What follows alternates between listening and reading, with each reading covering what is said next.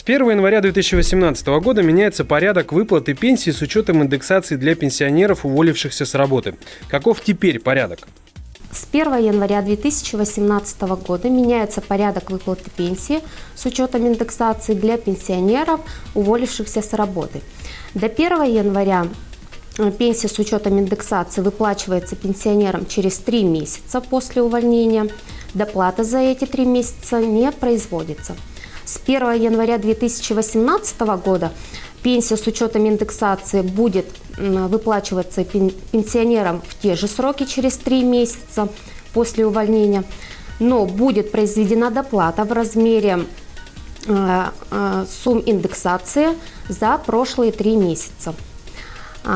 Доплата будет производиться не только тем гражданам, кто уволится в 2018 году, но также и тем гражданам, кто уволится, оставит свою работу с 1 октября по 31 декабря 2017 года.